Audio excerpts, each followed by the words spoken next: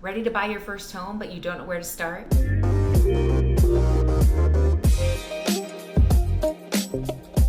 No worries, we have compiled a list of frequently asked questions that first-time homebuyers have asked because this process can be incredibly daunting. And that's just to buy a home. If you've never bought a home, you don't even know where to start.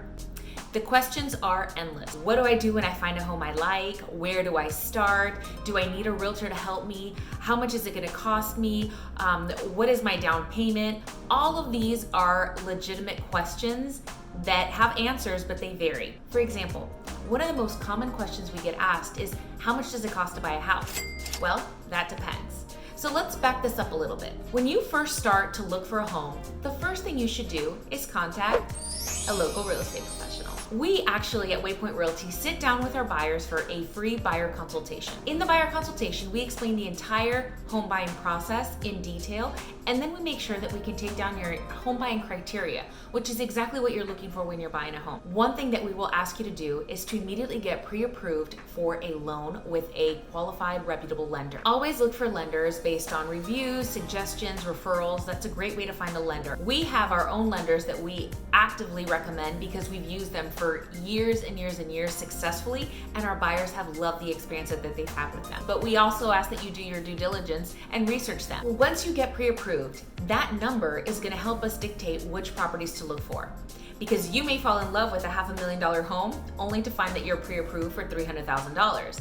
We want to make sure we're not looking at property that's going to tempt you and get you in over your head, especially if it's not something you're comfortable spending. Once you have that pre-approval, you're ready to start going home shopping. There are so many questions that happen at this point, like, well, how much do I need for a down payment? Well, it depends what kind of loan you're going to get. On our website, when you go to buy, hover down to first-time home buyers, you're going to pull up an entire page that has frequently asked questions that helps you get the answer to your question. One answer is not going to fit all when it comes to buying a home.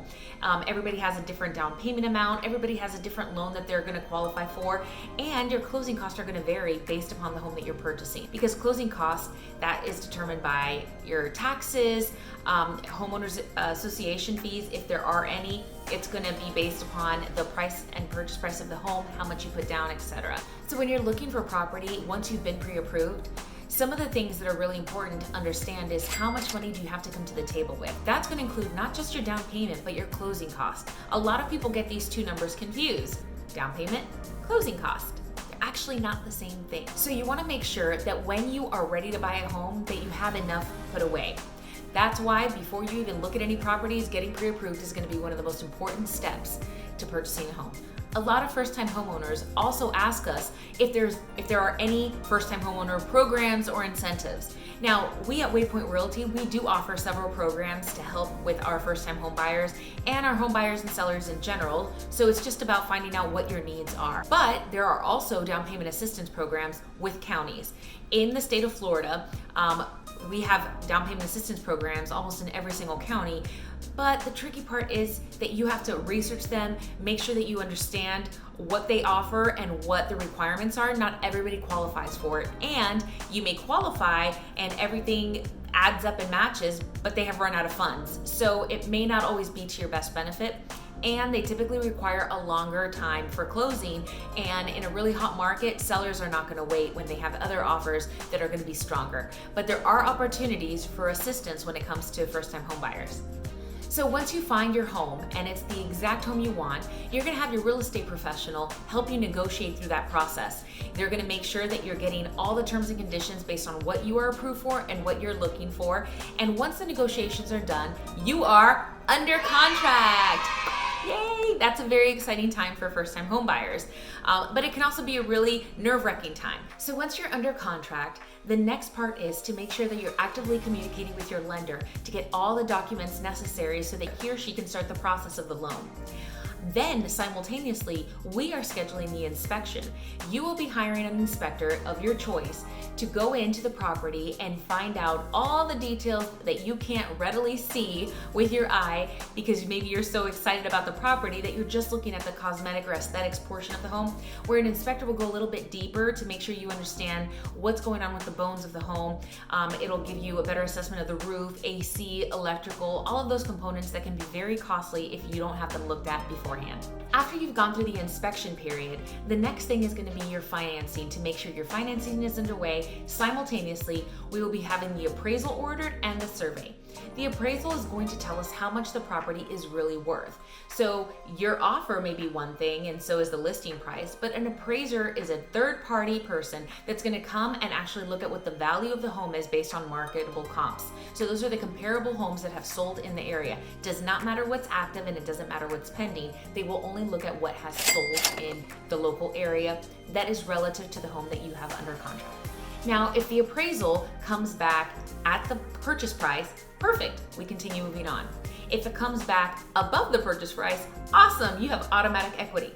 Now the issue comes if the appraised value comes in below what your offer price is. There are 3 things you can do at this point. The first thing is that you can negotiate with the seller to drop the purchase price to the appraised value.